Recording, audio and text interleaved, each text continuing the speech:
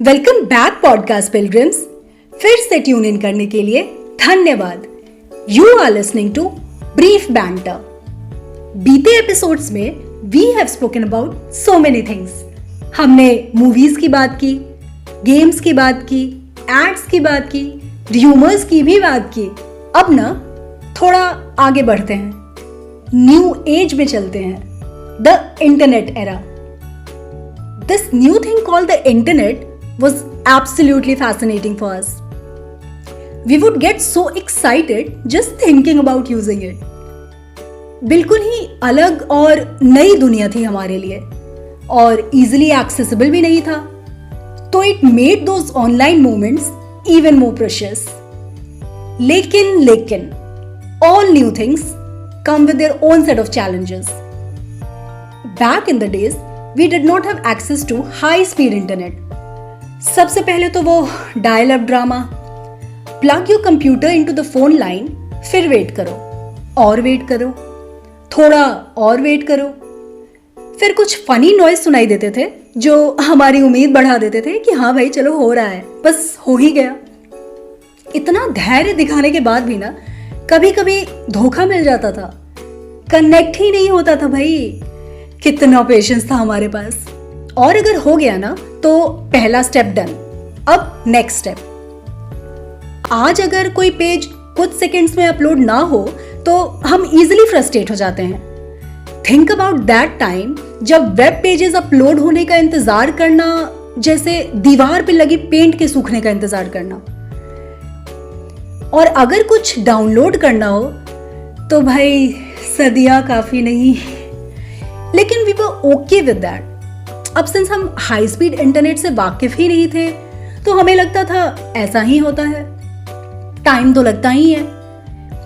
Excitement पे थोड़ी गिरावट आ जाती थी, बट जैसे डाउनलोडिंग परसेंटेज सर्च करता था ना, वापस वही खुशी की लहर। Like I said, easily accessible नहीं था इंटरनेट, सबके पास था भी नहीं। You might have had a computer at home, but chances are it wasn't connected to the internet. तो फिर कैसे यूज करें? या तो आपके किसी नेबर या फ्रेंड के घर में है तो बढ़िया। उस टाइम पे ना भाईचारा भी काफी होता था। अगर मेरे पास है तो इट गोज विदाउट सेइंग कि मेरे फ्रेंड्स घर पर आएंगे ही और हम साथ में सर्व करेंगे। लेकिन अगर आसपास में किसी के पास ना हो और अगर है भी तो डेली जाना अच्छा भी तो नहीं लगता था। तो इस केस में one had to rely on cyber cafes. Remember those cyber cafes with their rows of clunky computers? You would queue up, pay for an hour of internet access and settle into your seat. पूरे excitement के साथ। Start हुआ नहीं कि नजरें घड़ी पर। You have only got an hour, so you better make it count. The internet speed is not better than dial-up. Patience तो यहाँ भी दिखाना पड़ेगा, as web pages load at a snail's pace. पर इन सब challenges के बावजूद There's a sense of excitement in the air. Content काफी लिमिटेड होता था उस टाइम पे, एटलीस्ट जब तक सोशल मीडिया नहीं आया था, फेसबुक नहीं आया था। Internet was a small library with only a few books on the shelves. We only had few websites और कुछ गेम्स, दैट्स इट। पर यही बहुत था। Also many internet plans came with limited hours of usage per month. So if you have used up your allotted hours, then wait until the next month. Internet access wasn't cheap. Dial-up internet required using a standard telephone line. अब अगर phone line के through internet use कर रहे हैं तो phone पे बात कैसे करेंगे?